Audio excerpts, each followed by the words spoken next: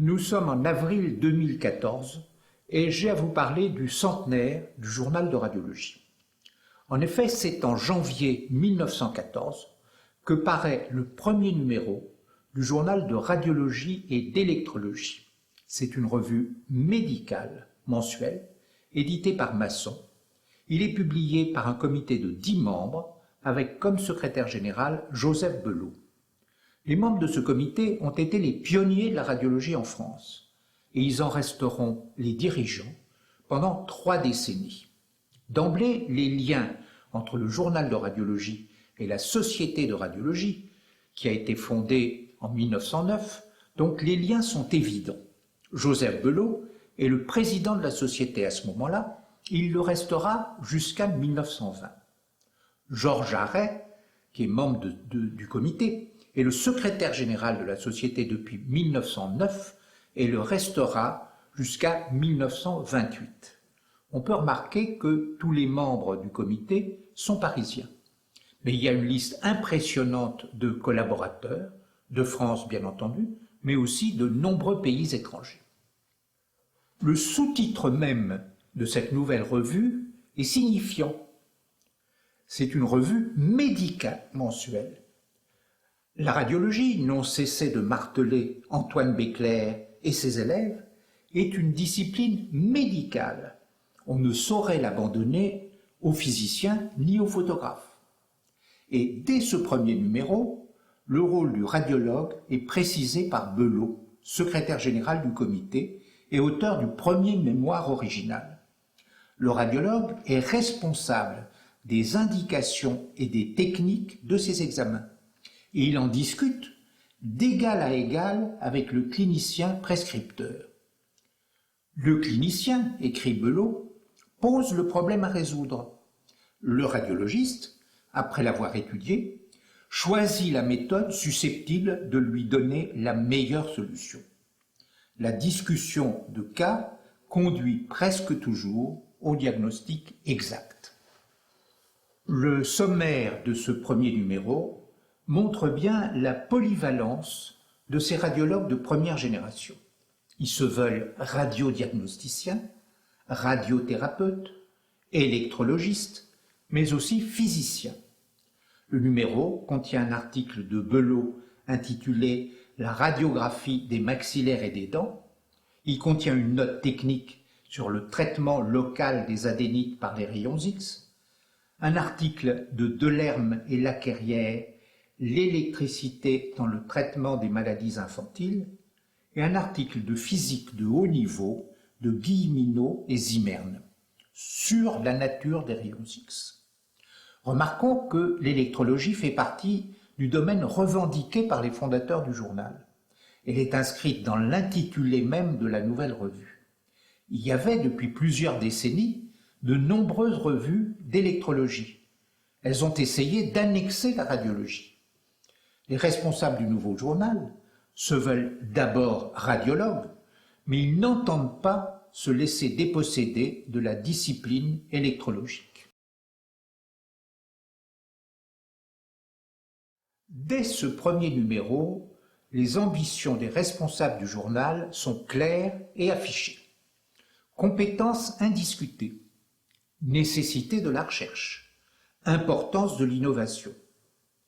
Avec force schémas et formules mathématiques, Belot décrit les méthodes classiques d'examen des maxillaires et des dents, ainsi que les appareillages nécessaires à leur réalisation. Il les critique, il donne les résultats de ses propres recherches. Et d'abord, dit-il, cette discipline radiologique, il faut l'enseigner. Béclair a bien organisé un enseignement pratique dans son service hospitalier, mais il faudra attendre plus de 30 ans pour qu'une chaire de radiologie soit créée à la faculté de médecine de Paris. Il y en a déjà une à l'école française de stomatologie, et c'est justement Belot qui en est le titulaire. Cela montre, écrit-il, l'importance qu'attachent à la radiologie quelques esprits éclairés. Un enseignement complet ne saurait s'en passer. Certes, les fondateurs du nouveau journal se veulent surtout les maîtres à penser de la radiologie française. Mais ils sont largement ouverts sur le monde. Le journal rend donc compte de plusieurs congrès européens. Il analyse livres et articles, en particulier d'Allemagne et d'Autriche, mais aussi d'Angleterre, de Belgique, d'Italie, de Cuba, d'Égypte, des Philippines et des États-Unis. On peut toutefois remarquer qu'on est très loin, en 1914, de la prééminence américaine. On peut noter aussi que commencent à paraître des livres français de radiologie, précis de radiodiagnostic de Jaujas, technique radiothérapique de Bordier, technique des rayons X d'Hébert. La technique est omniprésente. Une note décrit une sonde urétérale opaque.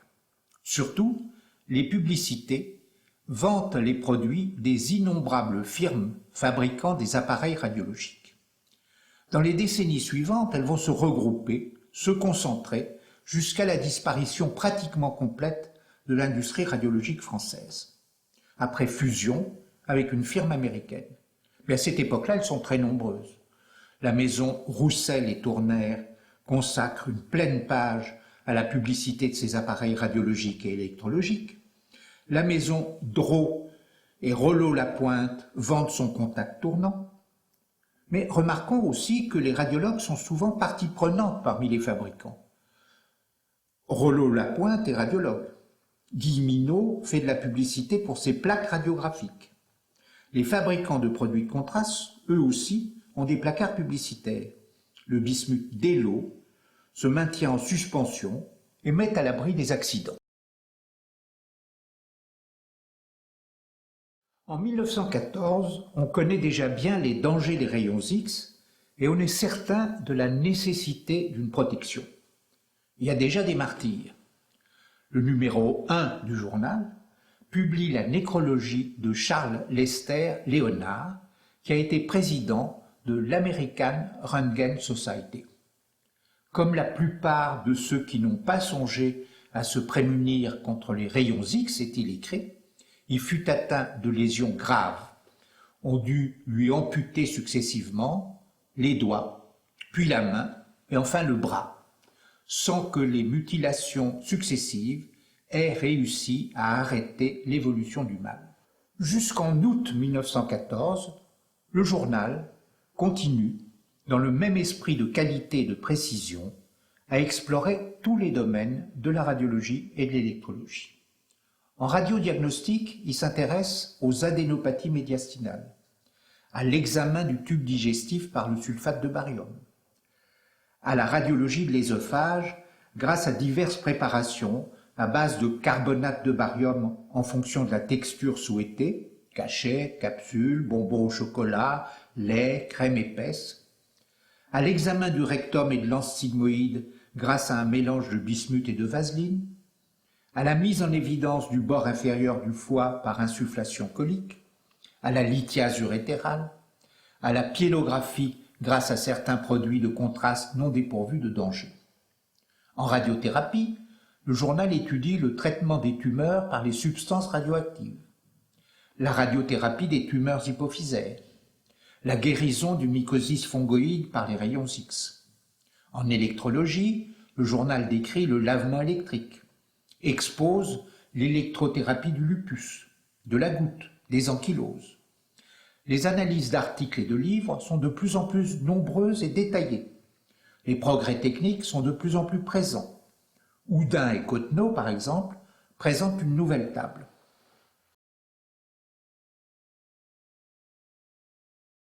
Les suppléments du journal sont en général d'un grand intérêt. Alors que le contenu du journal lui-même est purement scientifique, les suppléments convient les radiologues à des congrès et à des réunions, sont riches en petites annonces et en publicités. Ils permettent donc aux lecteurs d'aujourd'hui d'insérer la communauté radiologique dans le monde environnant. Pourtant, à leur examen, de janvier à août 1914, rien ne permet de présager le drame qui, après l'attentat de Sarajevo le 28 juin 1914, va plonger l'Europe dans un conflit sanglant. Imperturbablement, les suppléments annoncent le congrès de l'Association française pour l'avancement des sciences du 27 juillet au 3 août, au Havre, le 7e congrès international d'électrologie et de radiologie médicale à Lyon, du 27 au 31 juillet, avec la participation d'Albert Schoenberg de Hambourg, la réunion de la British Medical Association du 27 au 31 juillet, le deuxième voyage d'études de la Société allemande de Röntgen du 14 au 19 septembre. Le 3 août 1914, c'est la guerre. Le numéro d'août 1914 est déjà sous presse.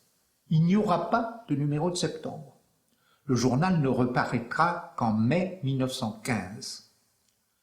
Malgré les événements terribles au milieu desquels nous vivons, écrit le journal, nous avons décidé de continuer la publication du journal de radiologie. Certes, c'est une tâche difficile que nous assumons, mais elle est nécessaire. Tous nos collaborateurs sont aux armées. Où sont nos collaborateurs, titre en effet le supplément de mai 1915, qui donne aussi la liste des centres radiologiques et physiothérapiques des 21 régions militaires. C'est Antoine Béclair qui dirige celui de Paris. Laquerrière dirige celui de Rennes. Delerme celui de Toulouse. Ledoux-le-Bar celui de Tours. Arret, Aubourg, Belot sont médecins-majors de 2e classe. De mai 1915 jusqu'à la fin de l'année 1918, le journal donne bien l'image d'une nation en guerre entièrement dressée contre l'ennemi. Le journal n'échappe pas au conditionnement de l'opinion publique par la presse, visant à conduire le citoyen à mépriser et à haïr l'ennemi et à glorifier la patrie. Voici ce qu'il écrit. À une époque où les pays de langue allemande commencent à se rendre compte de l'insuccès de leurs tentatives criminelles, il importe que les radiologues et les électrothérapeutes français montrent à leurs collègues étrangers la valeur et la puissance de la science française. On en vient à s'excuser d'avoir accordé tant d'importance aux travaux allemands. Certes, en Allemagne et en Autriche, écrit le journal, ont pris naissance des centres importants pour la radiologie. Mais quand on y réfléchit un peu, on finit par se demander si l'enthousiasme avec lequel nous avons accueilli les travaux étrangers était bien légitime. Que de non-valeurs, d'incertitudes, de conceptions erronées, à côté de quelques publications intéressantes. Il semble que déjà sur le terrain scientifique, comme plus tard sur le champ de bataille, l'allemand ait cherché à nous écraser par le nombre. Chacun sait, écrit encore le journal, que la radiologie a eu son berceau dans les empires du centre. L'énorme publicité faite par les Austro-Allemands, appuyée par quelques radiologues de valeur, a pendant longtemps fait croire à l'étranger qu'il fallait aller en Allemagne et en Autriche pour apprendre la radiologie, pour trouver les appareils nécessaires à son application. Déjà avant la guerre, nous avions commencé à lutter contre ce courant en publiant ce journal. Nous nous efforcions de montrer à tous que la radiologie française ne le cédait en rien à la science allemande. Plus que jamais, il faut maintenant que nous montrions aux neutres ce que vaut notre spécialité. Autre citation, l'allemand avait, sous ses dehors scientifiques, industrialisé l'électrologie et voulait nous faire croire qu'il avait découvert quelque chose de nouveau. Nous commencions à nous laisser prendre à ce jeu facile. Encore une autre citation. Nous fournissons aux Allemands la plupart des idées qu'ils exploitent comme autant d'inventions originales. Cela, tout simplement, parce qu'ils possèdent au suprême degré le talent de la réclame et excellent à répandre partout le nom de leurs compatriotes. On n'hésite pas à parler dans le journal de servitude germanique. Disparaissent donc de la rubrique analyse les livres et les articles de langue allemande. À vrai dire, ce n'est pas seulement à cause de la désaffection française. Les Allemands font le nécessaire pour éviter la diffusion de leurs journaux en France, de crainte d'avantager l'ennemi. Cette attitude est jugée sévèrement par les auteurs français, qui estiment que le progrès médical doit servir les blessés quel que soit leur camp. Par contre, la littérature américaine apparaît en force. livres, journaux et aussi publicité d'appareillage. Quant aux livres français, la plupart d'entre eux sont consacrés à la médecine, à la chirurgie et à la radiologie de guerre. C'est aussi à la radiologie de guerre que sont consacrés la plupart des articles scientifiques du journal. De quelle chirurgie s'agit-il la plupart du temps en campagne, écrit Harret? De la chirurgie des fractures et de la recherche des corps étrangers métalliques. Or, dans ces deux cas, l'examen radiologique est indispensable.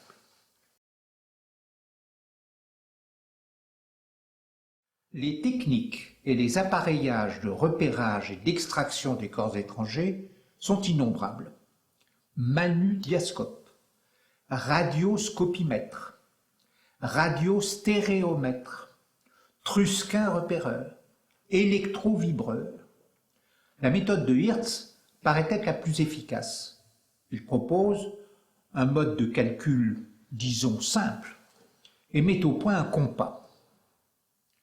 Les fractures font l'objet, elles aussi, de nombreux articles. On ne peut s'empêcher de frémir quand on lit un titre « Fracture méconnue de la colonne vertébrale chez les soldats enfouis ». Les sujets autres que la radiologie de guerre ne sont pourtant pas négligés. Les variantes de la normale en radiologie osseuse, elles sont pourtant bien connues depuis longtemps par les anatomistes, mais là elles paraissent être une découverte. Des articles sont consacrés au dépistage de la tuberculose, à l'aorte thoracique, au rein en fer à cheval, à la radiothérapie de la teigne, à la radiothérapie des néoplasmes abdominaux d'origine testiculaire, à l'actinothérapie en dermatologie, au traitement électrique des névralgies.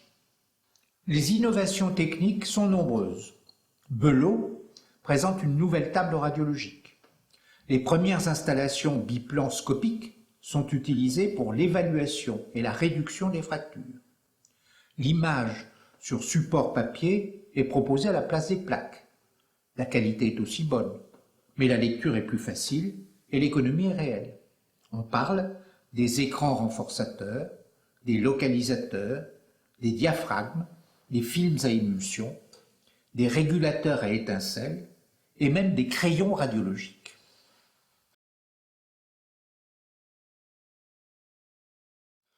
Le sujet principal reste tout de même la radiologie de guerre. Très vite, il a été décidé d'équiper des voitures radiologiques. Curieusement, le journal ne parle pas à ce propos de Marie Curie et de sa fille Irène. On va bientôt aller plus loin que les voitures radiologiques. Avant le conflit, la doctrine qui prévalait était de transporter les blessés hors de la zone de combat pour qu'ils soient traités avec les moyens disponibles. Dès les premiers affrontements, on constate que le transport est cause de retards considérables et de lourdes pertes de vies humaines. On décide donc d'amener le médecin et le radiologue le plus près possible du front. Des ambulances sont équipées à cet effet, de manière à pouvoir examiner et opérer sur place. Innovation importante, ce sont des ambulances automobiles, alors que les Allemands utilisent la traction animale, sous prétexte qu'on peut remplacer plus facilement un cheval hors d'usage qu'un moteur avarié. Dans la marine, les navires hôpitaux, équipés d'appareillages radiologiques, permettent d'examiner et de traiter les blessés évacués des Flandres ou des Dardanelles. La collaboration entre radiologues et chirurgiens, l'œil et la main, est donc devenue incontournable. Leur rôle respectif est bien précisé dans les articles du journal de radiologie. Il appartient aux radiologues compétents de choisir en connaissance de cause les procédés les plus propres à établir le diagnostic. L'image radiologique existe en dehors du radiologiste. Le cliché peut être irréprochable. Il risque néanmoins d'être inintelligible, sans valeur pour le diagnostic. Fabriquer des appareillages radiologiques en nombre suffisant n'est pas une entreprise facile. Les constructeurs sont mis à contribution. Ils se heurtent au fait que le verre à faible teneur de plomb utilisé pour les ampoules à rayons X provenait des usines allemandes de Thuringe. Des recherches permettent de trouver une solution satisfaisante. Le manque de personnel qualifié, médecins et manipulateurs, est lui aussi un problème majeur. À la mobilisation, il n'y a que 175 radiologues, et la plupart d'entre eux ne sont pas affectés dans des services de radiologie. On organise donc leur mutation de manière qu'ils puissent servir dans des voitures radiologiques ou dans des ambulances radio-chirurgicales. Pendant toute la guerre est menée une politique active de formation des radiologues et des manipulateurs. Les dirigeants du journal de radiologie en sont les principaux acteurs. Il faut aussi, à partir de 1917, enseigner la radiologie de guerre aux membres du corps expéditionnaire américain. C'est Ledoux-Lebarre qui en est chargé.